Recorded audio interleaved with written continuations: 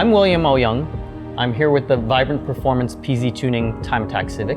This car started life actually as a 2012 Honda Civic Si. Was basically stripped out and turned into a full-out time attack car. We started the build on this in 2015 actually. We were at our first event with it in 4 months' time in May at Global Time Attack Road Atlanta. We happened to win our class, the unlimited front-wheel drive class. It was the beginnings of what would be a never-ending process of developing and making it faster and challenging ourselves and pushing the boundaries with the goal of making it truly as fast as we possibly could. You know, we come back to get the car back to Canada, and right off the bat, we're prepping for Pikes Peak, 97th running of Pikes Peak. Lots of focus on cooling, lots of focus on the tuning required for the altitude. So we had Sasha at On Point Dyno out, and we learned a lot about the car. We learned a lot about the tuning. Sasha had a lot of adjustments to make because the altitude, you know, starting at 10,000 feet, ending at 14,000 feet, definitely is a different dynamic than what we've ever tuned the car with. That was a pretty incredible experience though, because it's the first time you set foot in Colorado at Pikes Peak. You just don't realize just how ridiculous an expanse Pikes Peak is. Several times more magnificent and more crazy than what you were expecting. Definitely, like I said, getting there, getting the tire test, we learned a lot of lessons even about ourselves, and waking up at 2:30 in the morning, getting to the track and prepping early. The most surprising thing is how much the elevation affects you as a person. When you realize that, you also realize how much the altitude affects the car. But it's not until you look at your data and you see your temperatures just climbing and never stopping in terms of climbing that you realize, as much as we've taken every preparation and putting a larger Ron Davis rad, putting a larger track-tough swirl pot in there, upgrading all our lines to 20A and Vibrant lines, no, temperature's still gonna be an issue. We come back to Canada, obviously Sasha's doing his tuning stuff. We're doing a little bit more cooling, just doing all the ductwork we can to make sure that all the air is getting through the rad and getting through the intercooler. Getting a wrap done, having Art come by and finish up the wrap outside in the parking lot so we can finish our Tim Hortons shoot the day before packing up to leave to Pikes Peak for race week. Compared to any other time attack, whether it was going to World Time Attack in Australia or going to Japan for Scuba Time Attack, the gearing is different, the cooling is definitely different. The fuel system is a higher capacity than normal. So we get through very first day, we're doing upper mountain. It's the first time we're racing to the summit of Pikes Peak, and sure enough, right off the bat, you know, our cooling system's boiling and going through into our overflow. We weren't quite sure what it was at this point in time and moment. And instead of risking breaking something, we're like, you know what? We're gonna cut it off at 2 runs, done what we need. We have data to come back, and we definitely learned a lot about the upper section where there's different bumps and there's areas where you really have to avoid and be smart about. So we come back down and I send Sasha our data and he's reviewing it. He's doing his adjustments to the ECU. So we get to qualifying day, second day of practice for us. Driver briefing at 4:30 in the morning. As a rookie, you have to do each section 1 time. That was one thing before they'll let you race the event. That was our thing, was we wanted to make sure we put a banker in. So first session, all I did was go out there, roll on the throttle, lowest boost possible, and get through that sector. I'm driving probably 9 out of 10. Felt really good in that sector. Car's doing great, brakes are feeling awesome, tires are working amazing. And we get to about the halfway point of qualifying, bam, I lose my power steering. I've never driven this car without power steering, ever in my life. Total shock of the moment of, wow, like the effort went from effortless to trying to use all my muscles in my arms just to turn this thing through a hairpin. I remember that, you know, Cole Duran was saying, you got to put down a really good time for qualifying because you don't quite know how the weather's going to become race day, and you want to qualify as well as you can to be up at a qualifying spot. So I'm like, you know what? I'm just going to drive the rest of this as hard and as fast as I can. We managed to put down a pretty good qualifying time. And so it's a factory OEM Honda EPS system. It's an electric motor assist on it. We're thinking like it's probably a cooling related issue, because one of the Acura guys did tell us that these systems do have a tendency to overheat with too much input. That night we were focused on improving cooling to our EPS controller, adding ducting to the actual rack itself.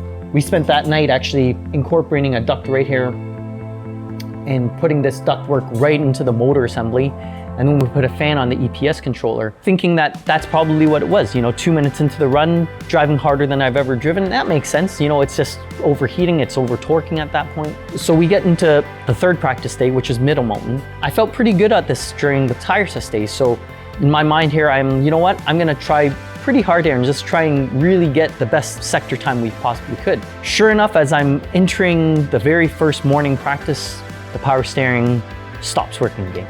So I'm like, I'm just gonna drive this as fast as I possibly can without the power steering. We were able to isolate the issue seemingly into either a wiring issue or the actual EPS controller itself. We're wiggling the wires and it would cut in and out the steering. So we take the power steering out, the controller out, I solder whatever connections I possibly can see, and we put it back in, and voila, our power steering starts working again. And we took the last 2 runs of the day with our power steering enabled. I just, decide to push. It's like, this is it. The car's working good right now. And I was driving hard and pushing. The engine oil temp really start climbing at this point in time. So we get back down to the bottom, get back down to base, to our Airbnb, which happened to be our shop. We're trying to figure out all that's needed to obviously get to the last practice day. Lots of lessons learned, changing our cooling system to our coolant in our cooling system. Art doing the midnight run to go pick up some extra coolant because we were a little bit shy. And then we get to the last practice day. The car's working great. I'm feeling good. I decide we're gonna skip the first session and we're gonna run the second session. But we're gonna run the second session as if it was a race start. So I'm gonna get to the line, I'm gonna be ready. We're gonna roll off the line as if it was a hot track. And I wanted to do this because I've never ever done an event like Pikes Peak where you start off the day with basically 0 laps under your belt. There's 2 things I learned about that. It takes a lot to be able to get yourself to go at full speed when you haven't done that yet in the day. It was actually very, very difficult to have the confidence to just go into a corner and trust that the grip was there, trust that everything else was there when you're not in a rhythm yet, when your heart rate's not up yet. Anyway, so I get to about 2/3 of the way and I noticed that oil temp was getting really, really hot at this point in time. My warning light actually came on and I noticed that my battery voltage was getting quite low at this point. We had decided to run a thicker weight oil, ended up being definitely not in the favor of keeping the oil temps down. So I get back to the bottom of the hill and the guys are now rushing at changing the oil. I want to change the alternator as well because it was definitely low on voltage. They're rushing to get the car back together. With only 1 run left in the day, the stewards basically come up and ask if we're running. I'm like, if we can get to everything together, we're gonna run this last run.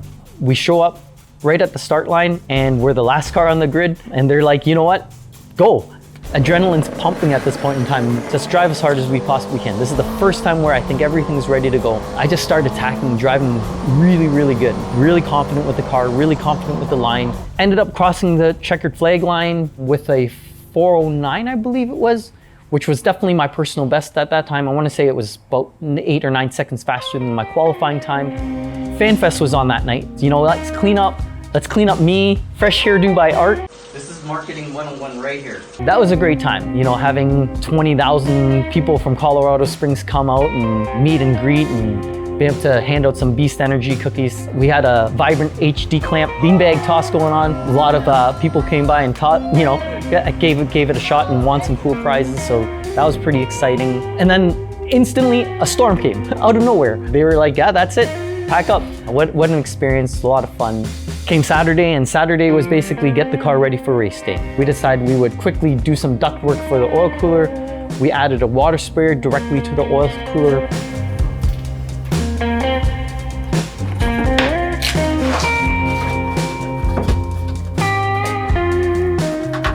Load up, get over to Pikes Peak pits, and load in the car. This buildup of all week where it's been waking up at 2:30 in the morning, getting to the track, running from 5:30 a.m. to 8:30 a.m., packing up in a hurry, get off the hill by 9 a.m., pretty much every day working on the car till 10 or 11 p.m. And then you get to Saturday and it's like, hold on, we're not unloading till 2 p.m. After a good night's rest, we get to early morning. I think we arrived to the track at around 4:30 a.m. And here we are projecting that, hey, look, we think we can do about an 11 a.m. projected time, which is just about perfect for the weather. But sure enough, 9:30 rolls around and the bikes haven't even finished their runs yet. We get to the start line at this point in time, or it's around 1 p.m. The course marshal was like, they spotted rain in a few spots. We have slicks on. Are the slicks okay? He's like, yeah, you'll be okay. Green flag raised, launch control on, and I launch amazingly off the line. Go through the first lower portion of the mountain and the car felt great. I was driving really well. I was just managing temperatures, short shifting whenever I could, just so that way we didn't build excessive oil temperatures. The car was really, really working well. And we get to Glen Cove, so into the beginning of the middle sector. Sure enough, I see a little bit of water on my windshield. Nothing too bad. So we get to the first of the fast right-handers going into the upper switchbacks, or the W's as they call them. It's a really, really high-speed right-hander. In practice, I went through at 180 kilometers an hour while lifting. But at this point in time and moment, I saw quite a lot of water on my window. Enough that I was like very hesitant to push it on slicks. Not quite sure what the grip levels were, not quite sure how the track responds to water. Being a public road, you don't know what to expect.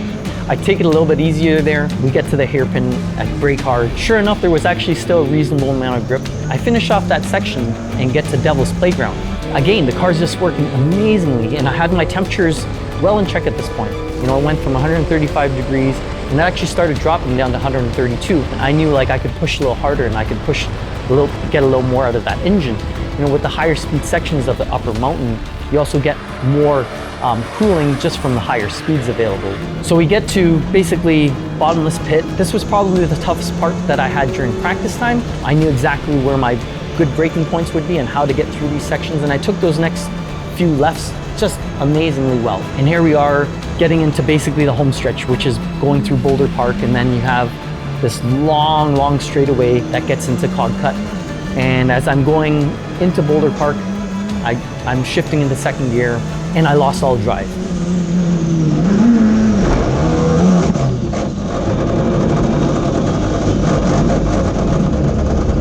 And I shift to third, shift to fourth, shift to fifth. No drive whatsoever. The car's not moving anywhere. It's just free revving. So I'm like, that's it.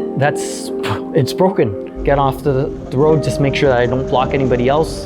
Go down the gears, 5, 4, 3, 2, hit first gear. And as I'm letting out the clutch, the car chugs a little. I'm like, whoa, that's interesting. So I get back on throttle and it would move. So I get back onto the course, went through the gears again, nothing, went back down to first, and the first gear is working again.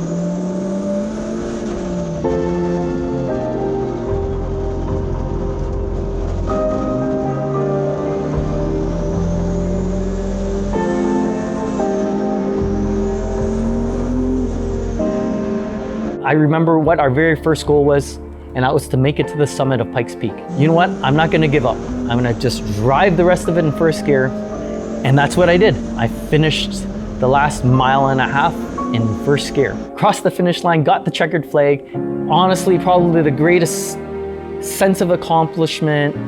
Just unbelievable. The pressure internally just let off at that point in time, and it was just such a relief to see that, make it over, and actually park the car at the summit of Pikes Peak. I sat in the car for a good minute, just reflecting on what just happened, not realizing just how crazy and how unreal this event is. Part disappointment that, we were doing so well up until that point, had the front wheel drive record in our sights. You realize after the event how few people finish at the summit of Pikes Peak this year. You're climbing 4,000 feet vertically, running 12.42 miles of the course.